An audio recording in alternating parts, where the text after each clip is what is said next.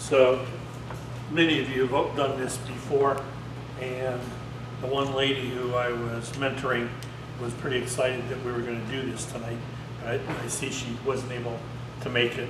At any rate, these are samples of different boxes, some that I've made and some that other people have made. These two are somebody else, not me. But they're just basically piece of wood. You hollow it out on the inside. One piece is the lid, and that's where you put your stuff, whatever that stuff might be. And one of the things that you try to do when you make these is you try and make it so that you lose as little grain, so that matches up nice when you're done. That one did. Whoever did that did pretty good. This one looks pretty good as well. The grain's nicely matched up. The lid fits nice and smooth. It's all finished on the inside. There's some details on the inside. It makes it look kind of nice. So what I'm going to show you tonight, mine aren't as nice as that, so There's one that shows I'm not going to show them. the grain lining up really well too. Oh yeah, for sure. Ring boxes. So one of the things that I always struggle with when I make these is how do you make the tops fit together so they don't slide off, so they fit nice. And you always want to end up putting some sort of a little lip on there like that, so that it holds the top fast and it fits nice and it doesn't fall off. So that's the objective.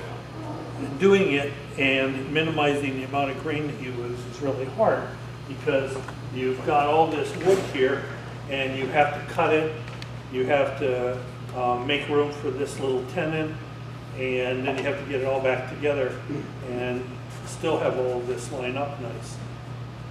Stuart Beatty, I think is his name, Stuart Beatty, famous turner. I watched him do a demonstration with a French guy, and they were racing to make boxes, and the French guy said, "I'm going to make mine a little bit slower than yours, but mine's going to be better." And what he did is, instead of say cutting this piece of wood into two pieces for a top and a bottom, tenons on either end, and away you go, he did it into three. And the third piece he used to make this little tenon that fits inside, and he glued it in and then made it fit in here, which was kind of cool. So that's what I'm going to show you how to do tonight. So you get a better grain alignment. Then you lose less wood, and if you've got a particular figured piece of wood, you'll lose only what you do in parting it off. Okay. So let's see what happens. Larry, grab that box, if you would, please. Merci.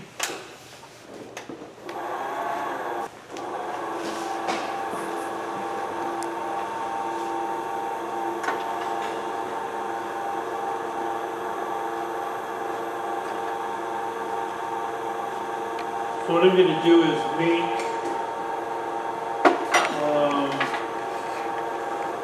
tenon on the end on this end, and this is the piece that we'll use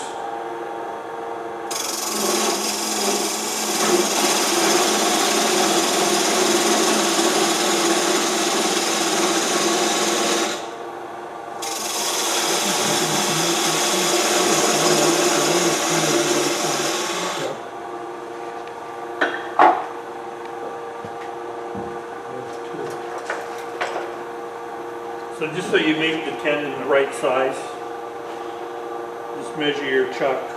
I know that a 1 3/4 inch tenon works really well with this chuck.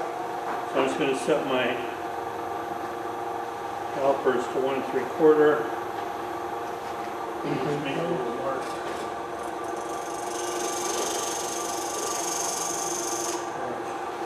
I'll get us close.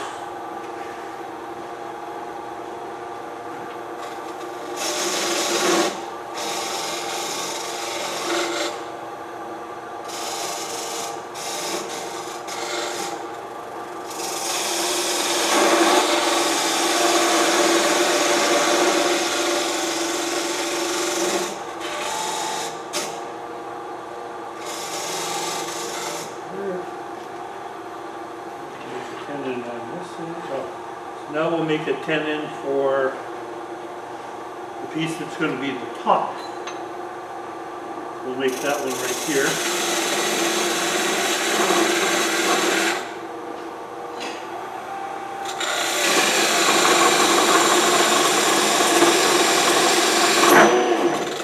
Oh yeah.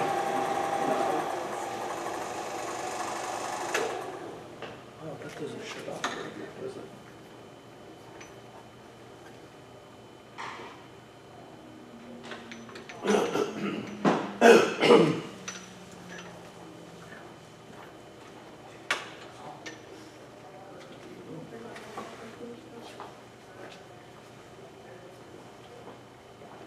Kind of round. Yeah, it's pretty bad.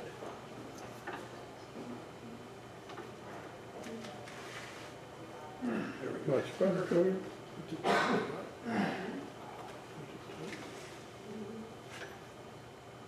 The wood's pretty soft on the end grain, and the spur drive is sinking in. I have to keep tightening it. Do you already have one tenant? Why don't you put him in the shop?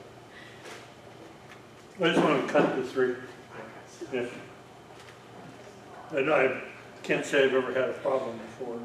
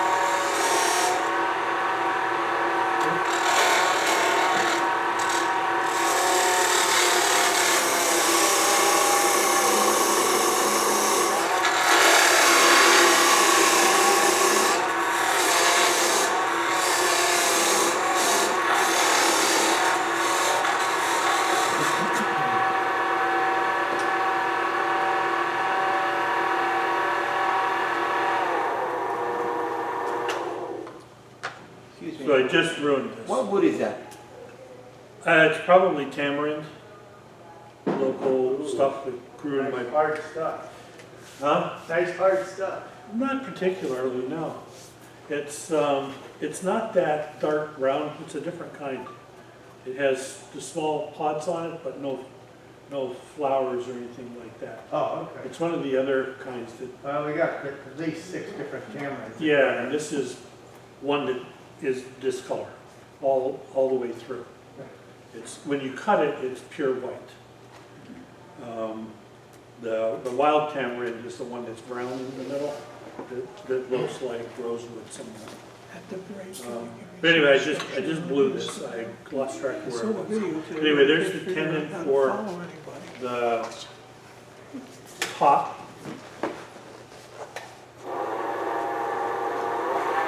Make it a little bit bigger.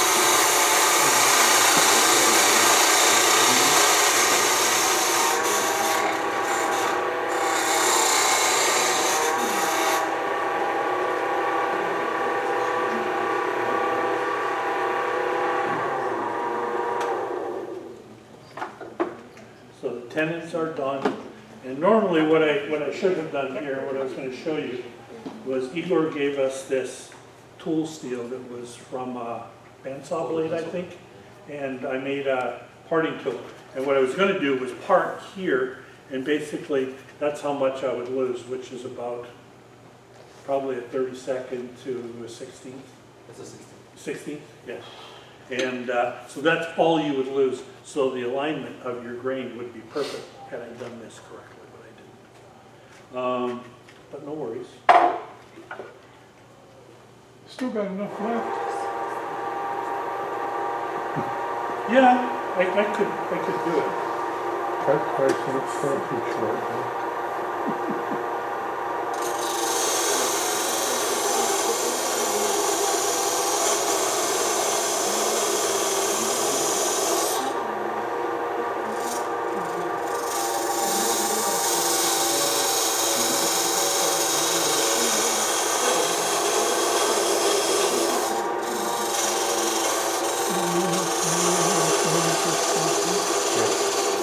Oh, pretty close.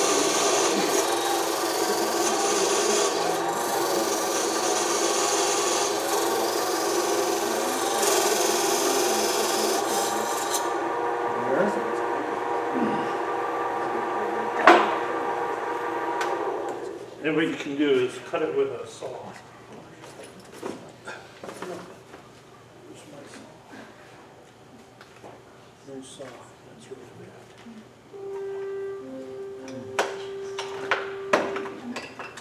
What is that?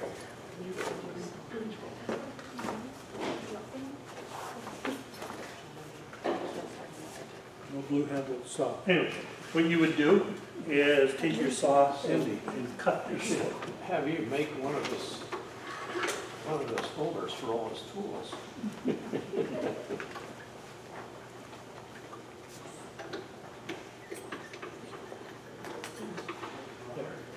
So, what you can do is pretend that we cut that. And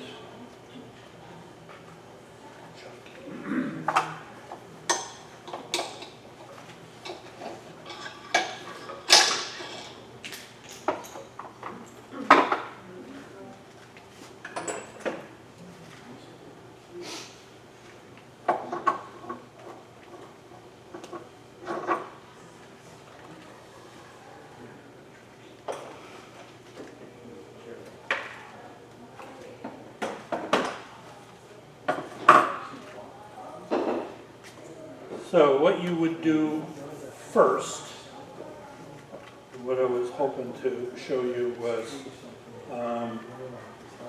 you mount this and you drill it, and I use Forstner bit in a chuck, and you drill this out as much as you want inside the lid as you want, and you may only want to take it down, a ½ inch or something, and make a dome on the inside. And this one I made it with a flat top. And then what you do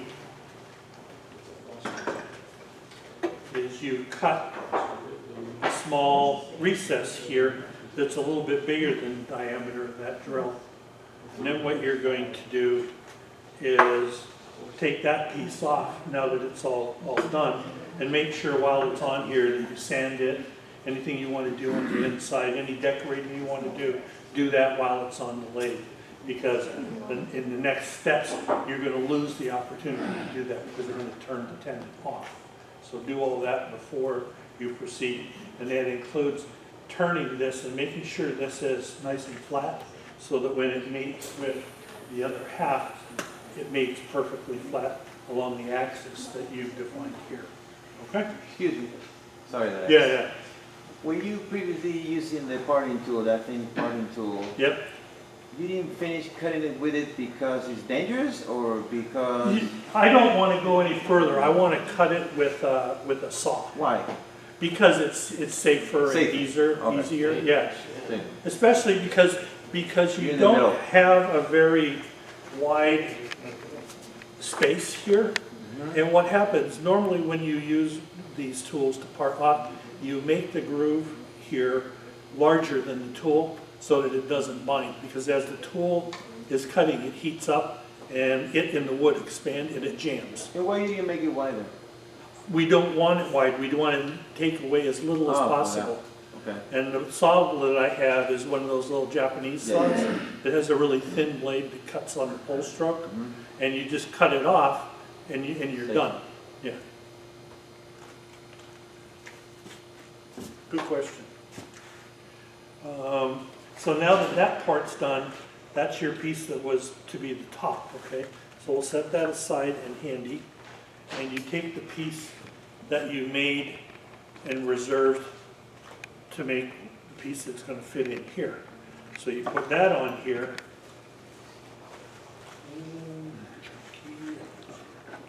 So of the 3 segments that you made on the piece behind you, which segment is that? This one in the chuck, Yeah, it's the very first one. that'll be the end one, Yeah, this one right here. okay? And then disregard this piece, that's a mistake. And so there's the tenon, and this is the top, and that's this piece. Okay, the tenon, yeah. And then the bottom is, we'll deal with that in a minute. Do you do the underside of the lid first or the base first when you hollow it? Or finish it? Say that again? You have the lid and the base. You're Yeah. gonna hollow both a little bit or a bunch. Yeah, I You drilled do it out. the base before. first or the lid first? I did the lid first. Yeah, I usually do the lid first to get that done. Yeah, same, that way it's done, and you've done everything, and you can't change it. Okay, and I may have missed it. Do you put the tenon that fits in on the lid or on the base? I'm gonna put the tenon that fits in at the end of the end will Yeah. be on the base. It'll plug into the base. Okay, so the tenon's on the lid that fits Yes. inside the base? Yes, yeah. No. You can do it either way. Well, I know, but I always put the tenon to fit inside on the lid. Okay, My theory is that leaves the box open bigger for you to put stuff in and out. okay. Yeah. You can do it either way. And Rudy Lopez always used to say, the tenon that fits in is supposed to be on the base, fit up into the lid. And I told him why, and he goes, that makes a lot of sense. And he changed and he started doing it the other way. Yeah, it was arbitrary that I chose that it would be this way. I didn't think about any logic. Yeah. And I can't remember which way they did it in their demonstration that I saw. But anyway, what you do first is you drill this out to match this inside diameter, the smaller of the two. Drill it out with, The Forstner With the bit. Forstner bit, with this, right? And that fits in there perfectly. Okay? Once you got that done, you have this piece here that you can see. And it's in the chuck, it's all tightened up and ready to go. Chuck.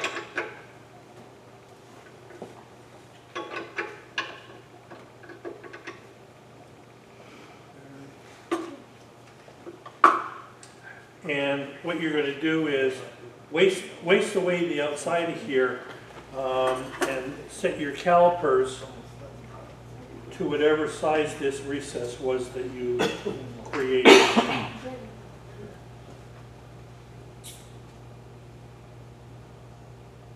Okay, so that's how big the outside of this has got to be in order to fit in there. Now you want it to fit with interference. In other words, you don't want it to be loose, you want it to fit snug. And mechanics call that an interference fit.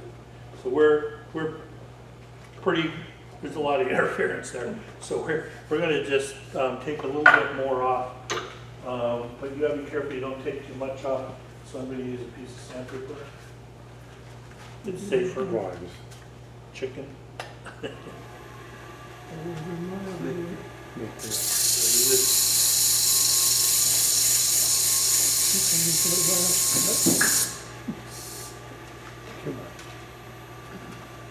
And sandpaper will make it too small really fast also.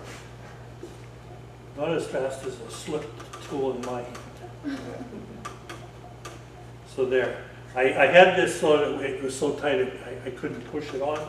And then what I would want to do is glue that in there. Or we can glue it in on the other side, depending on whether you want a top going into the bottom or a bottom going into the top. And we're going to make a top going into the bottom. So I would glue that here and now. And then what you would do is cut this off with your parting tool. So we'll do that right now. Do you make that insert the whole depth? You make that insert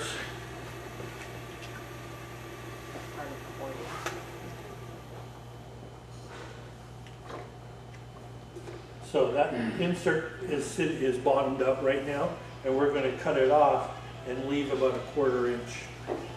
Okay, and that way you can create a recess in the other end and make it fit this. And if you want to trim it, you can put this back on and trim it down if you want, or sand it. But you could have done it without that, gluing that, gluing it.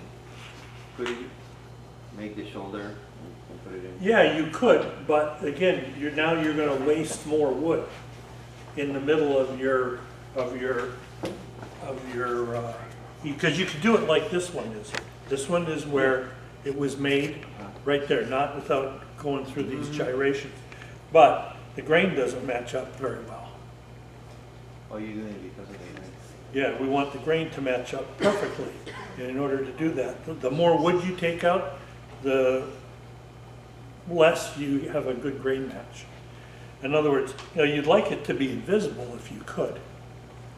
That's more or less one of the objectives when you do these kind of boxes. And as you can see, pass this one around, you can see, you can tell there's grain missing over there because it doesn't line up perfectly. Okay? And this whole method is about eliminating the waste. I understand. So when you put the collar in for that sleeve that you're Yeah. making, you do that with a parting tool, or do you do another Forstner bit? No, I used a parting tool. Okay. Badan is too big. Mhm. They're usually thick, and you've got a small diameter, so you can't get into the corner. Okay, You so you're keep making wall the collar straight. with the, So I with the use parting just a tool. regular parting tool that looks like that size, and just go straight in and cut it out. see the edge too. It's a grain lined up. The edge. Okay. A little trick is you can burn the joint, Yeah. Yeah, to help disguise it. and that's probably expanded. Mhm. Didn't get So that line is remounted. where we're gonna part this off. That's why that one, what he's doing makes more sense. Get the grain to line up. And then it-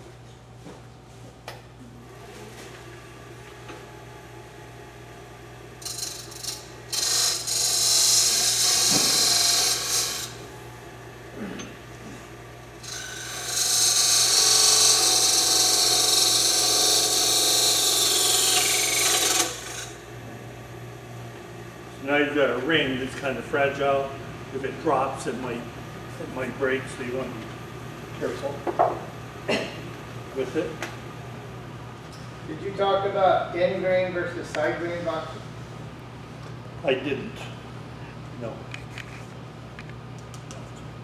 This is an end grain box, and that means the tree grew this way, up and down. And so this grain around the outside is the side grain, and this grain here and in here is end grain. And when you cut end grain, it's very difficult. It's the most difficult way you can turn wood and cut wood. And so you have to use different techniques than if it were oriented this way. That's why drilling these out when you make these end grain boxes is advantageous. It's also, I don't know if it's a little bit safer, but it's a lot faster than trying to do it by with just your tools. So there's that ring in here. You would glue that in, and then what we would do is make it fit into this piece. So I didn't cut that out yet. So we'll see if we can make it fit.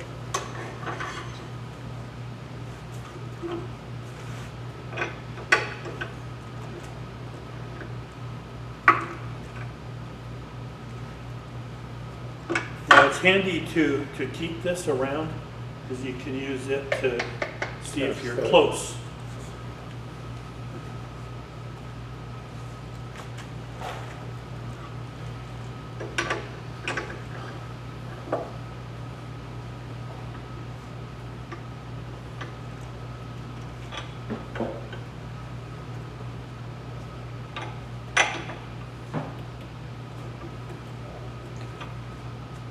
Just as a quick note, all the chuck keys that we have for the Vic Barks that have the T-handle and one of the parts of the T is broken off. Oh, really? I found out why.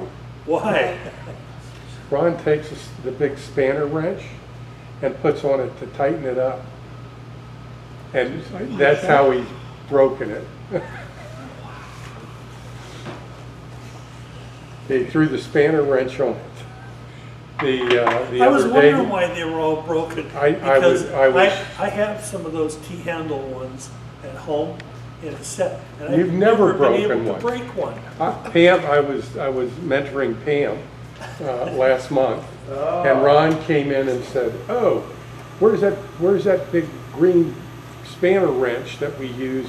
And he put it on wrapped it around on the T of the handle and started to push and tighten it. I said, "Ron, now I know why all the T handles are broken." And he looked at me and took it off and walked away. He's old. Yeah, no, he's not. He's a bull in a china shop. That's what he is. This is quite a bit bigger than this ring, so we'll have to be careful when we cut this. Yeah, the T handles in there. What do you use for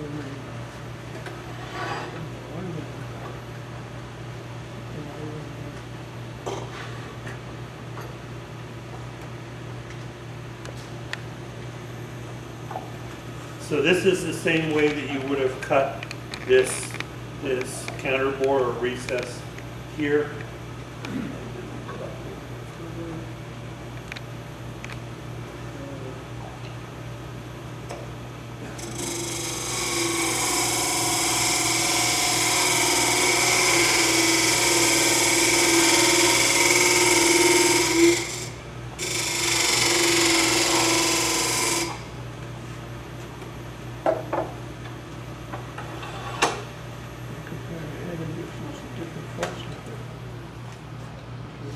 I got a ways to go yet. But what you can do is you can use this to kind of see where you're at.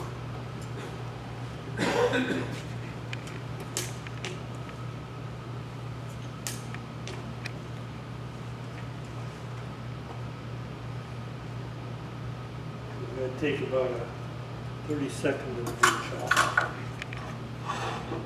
Or a millimeter if you're a metric person.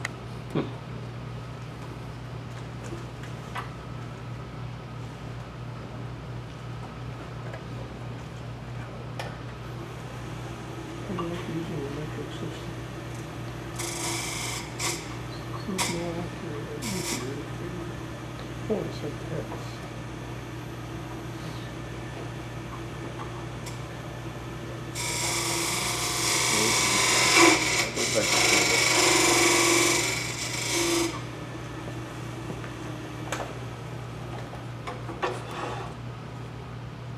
Trial and error process.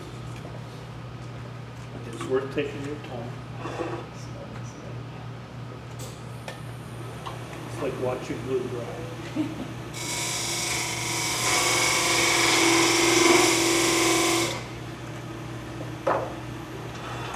You want this one to have a little less interference than the Yes, but you still want it to be fit snug, yes. snug. Now, I'm gonna take and, because there's a little burr on here, I'm just gonna take and hit this with some 220. Sandpaper. Clean that up a little bit.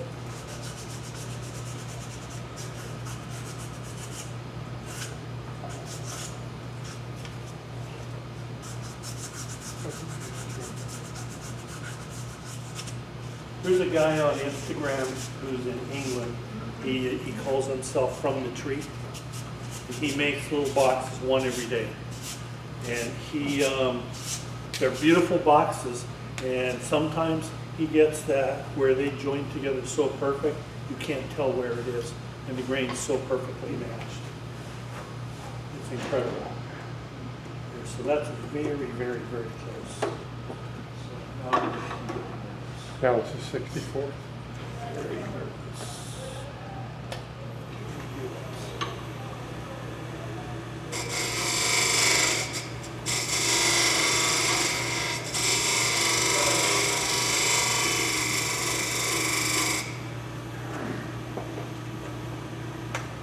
So what I did there is I cheated.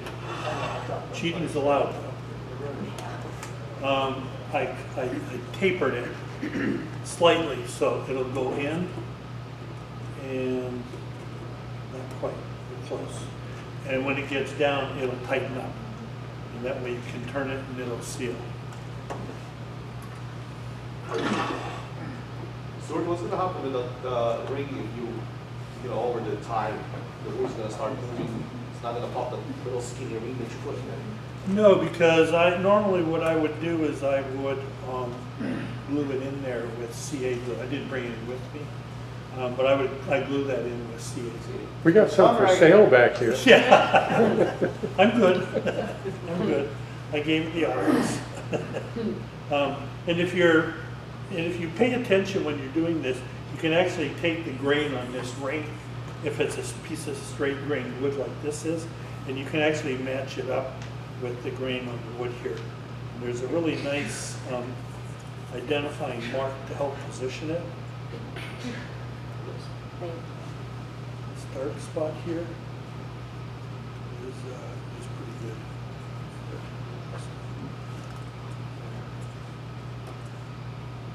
It's kind of close. If you really want to get fancy. Or you can make it out of a contrasting wood as well. That's pretty good. That's a good idea. What was the name of the guy who makes the boxes? From the tree. Does he have an Instagram account? Yeah.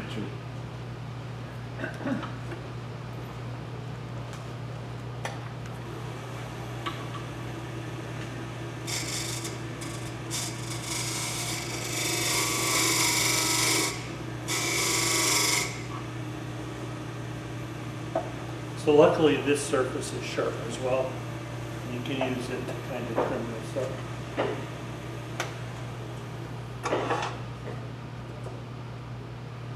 It's getting so close.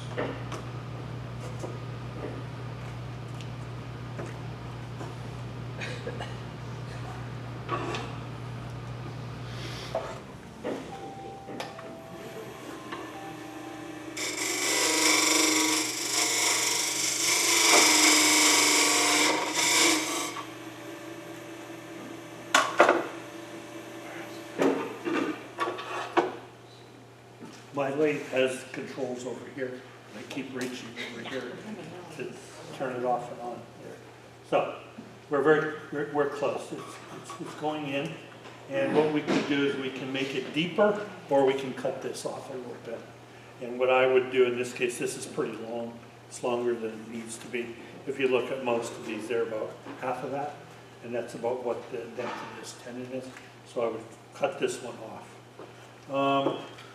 That's as far as I'm gonna go on this one, because in order to turn the outside of the box, what I do is I get this all lined up with grain and everything. And I glue it in 2 spots with wood glue, like type on 1, 2, or 3, whatever your favorite is. And just a couple of dots that'll hold it enough so you can turn this. And then when you're done, you can just take a really sharp knife, like a hunting knife or a razor knife, and just cut the glue, and it'll pop open. And then you can scrape that glue off of there, or cut the glue off. The other option is you could put tape on here and try and get it tight enough to stay on. Hot glue gun. You've done hot glue, yeah. I just use a tailstock and to hold the lid on and do all the turning. And then I put tape on it so I can do the ends. I have it to Or turn. you tape the outside, Yeah, after I've turned I use the tailstock to hold it to turn the outside. yeah. Then when I go to do the ends, I put tape on it. See, it's too fussy for me. That's too fussy. I'm not taking the glue off. That's a good idea. No, I can deal with that. There are many ways to do it.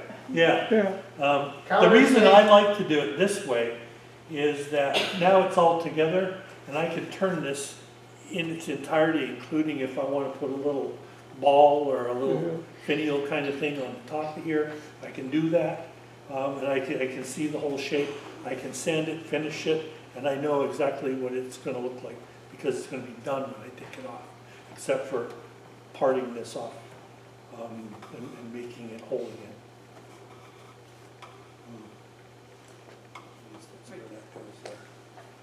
So that's where it would get glued You on can see the burn or line. taped, whatever you want to do, yeah, and away you I go. like that burn line. How do you do them, Lee? What's that? How do you put the top back on to turn the whole thing? Well, I usually put the tailstock against it, Yeah, turn the outside and the lid together, yeah, cut off most of the lid so there's like a 1/4 inch left. yeah. Then I tape it, and then I cut that little nub off. Okay, That's what I do. Unless I'm doing a finial, right. then I'll tape it and then drill the hole I need for the finial. Okay. You don't incorporate the finial into the lid itself? You create a new one? I rarely make the finial out of the same That's wood. tough. I use ebony or something contrasting. Oh, So as luck would have it, I have one that's been glued. huh. How fortunate. Wow, that's amazing. It's a bad. They might have planned ahead. And this is not Florida wood. I think you'll be able to tell what it is once I turn it. Did you talk about how dry the wood needs to be for a box? I didn't, but yeah, go ahead. Okay. Because wood moves, and if you're cutting up a blank out of a big log, and the grain is curving through the end grain, see like on the top of the piece, even though the grain may look straight across the top end of your piece. Here. Yeah, see there's curves here. This one's easier to see. Yeah. There's curves here, and as the wood dries, it's going to shrink this way more than it is this way. So when you try and fit them together, if you don't have completely dry wood, something's going to move. And sometimes you'll put the box on and that fits loose like that, and you turn it and it locks into place. But the grain hardly lines up that way. So like camphor, I like making boxes out of camphor. And I don't put finish on the inside, that way people open them and I go, ooh, that smells so good. But camphor moves a lot. So I rough them out like this thick or a little thinner and put them aside for a few months to dry and then go back and recut them. And that way there's no movement on it. I just did that to a half a dozen of them, and I went to look at them today, and they all split down the side. Yeah, well, was it even wall all the way down and in the bottom? I don't know. If it's I just said. considerably thicker down inside, it's going to split. Plus it depends on the wood. If it's wood from up north, it cracks a lot. But like that piece that looks like bullhorns over there, Michael Hosselek, a famous wood turner, did that like, I don't know, 23 years ago, a demo in Palm Beach, and it still fits as good as it did then. It's not done either, but putting them together or the seam where the joint is just perfect all the way around, because he had really dry wood to start with. What do you consider dry, 12%, 10%? I don't know, 6 or 8. 7%? Yeah, 6 to 8. Say, 6 6 to 8? 8%. Yeah, I mean, this wood is 4 years ago, 5 years ago, maybe it got cut down. So it's pretty dry. And the same thing goes for side grain. If you're doing a complete side grain box, a lot of times you make the wall too thin, it will go out around. So, and that's one of the ones where it fits and you twist it, it doesn't fit, it fits. Yeah. So, that's just something you need to keep in mind. Typically boxes are in grain. It's fun to turn green wood, but it moves a lot, right? And you rust your ways. Yeah. That's why the pieces back here on this table are dry and you can recut some of them when you take them home. Or on the run. Subtle, isn't it? So we'll try and make this look a little bit like an apple, if we can. Like the what? Like an apple. So we know this one was hollowed out exactly the same way as I did the others. So we know the inside diameter is that big. We know how big the outside diameter is. So if I look at this, I've got to keep the outside larger than this tenon, and preferably another at least 1/8 of an inch beyond that, because we've got that tenon that's on the inside. I also know that I hollowed out inside of here to about this level, so I don't want to cut into the top below that. And same here, I drilled it up to about here, where that mark is coming up, right here. And so I don't want to start shaping the bottom much above that. Okay. Where do you get that special marking tool? Rose at the end of your My finger. fingernail. Oh, the fingernail. His mom gave it to him. It is, yes. Did you sharpen My it? mom and dad made it. Did you sharpen it with the one-way system? I did, this afternoon. Or that diamond thing that I would have. Don't be guilty.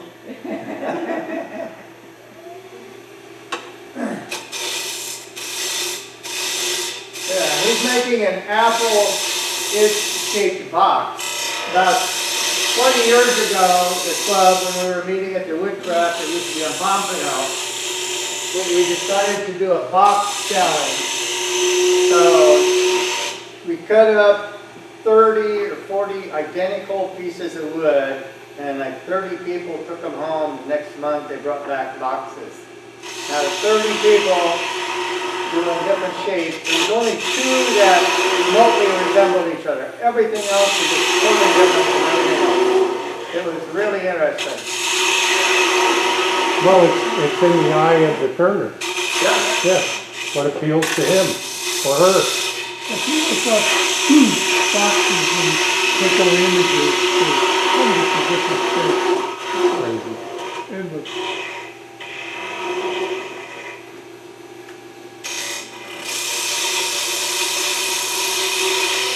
One with a bigger, with a lid. Yeah.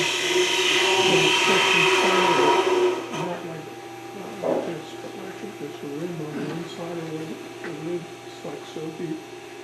And the lid just sits on that rim.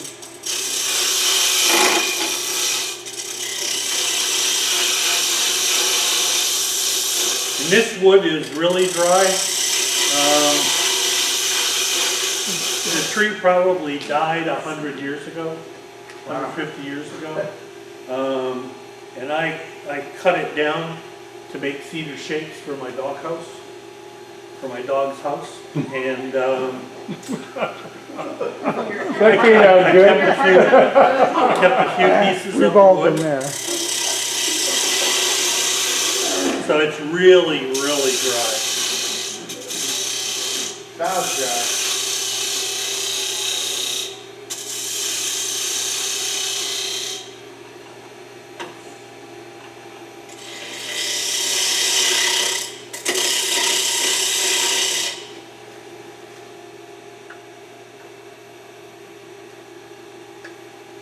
The light in here is really terrible. Must say.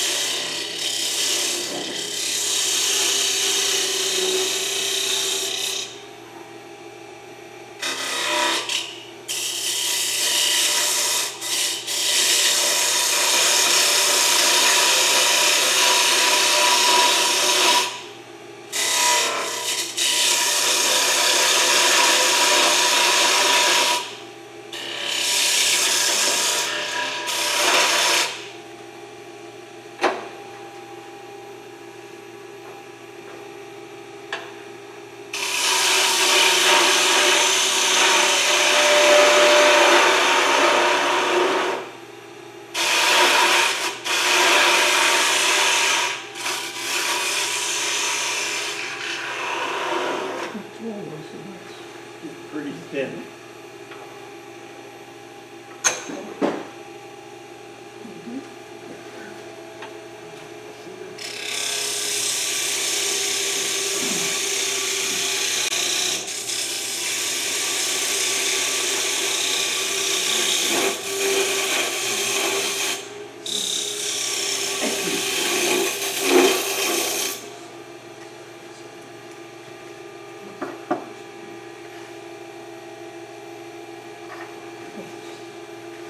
So we're just shaping it.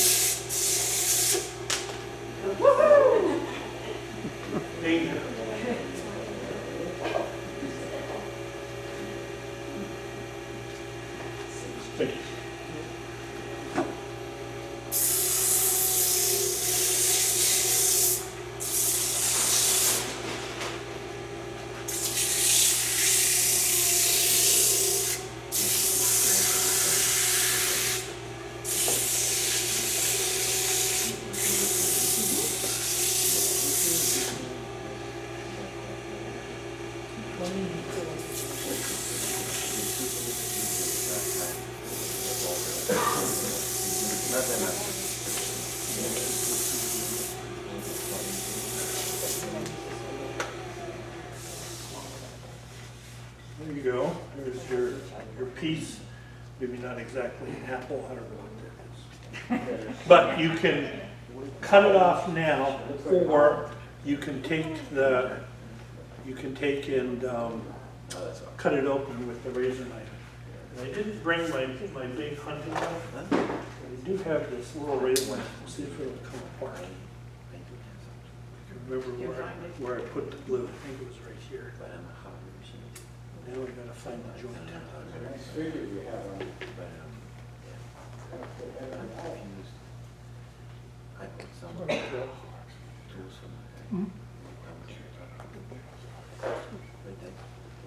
I think it's easier. Western red cedar. That's all you need, doesn't If you drop it on the floor, it'll come right open. Sure it will.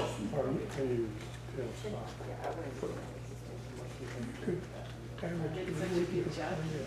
Get that blade in there. Good hard time. There we go. One of the rare times I disagree. Watch your hand.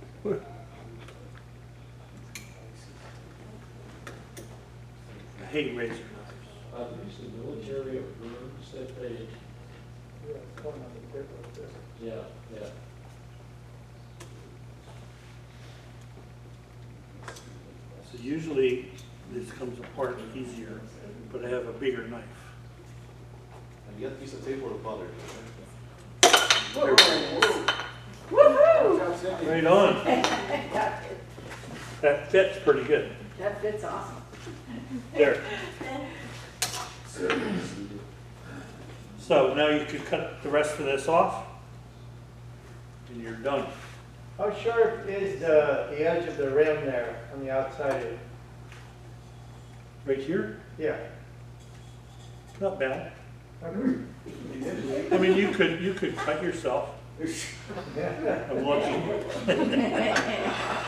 The knife is much sharper. When I would spin it. Would you soften that edge?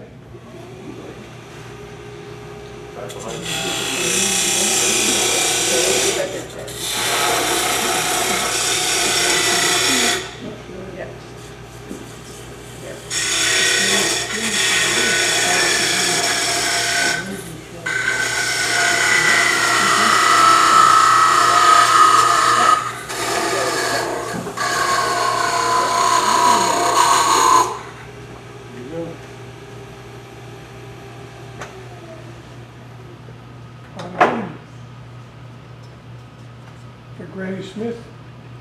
It's a something. I don't know. Crab apple. I'm not sure it's even an apple, but I'm gonna pretend. But there, then all you have to do is clean up these two patches where the glue was, and it'll come right off. And right here, And that has the insert in it, in the lid? yes, yeah. Cool, cool. See, there's the insert in the lid, it's all glued in. Now I made this recess too large, I got carried away. So it doesn't fit nice and tight like some of the other ones that are here. I had a thought about that. If you take a little drop of CA glue and take some like black thread and wrap thread around that tenon, made it maybe too thick and wouldn't work, but I was thinking. Oh, on here?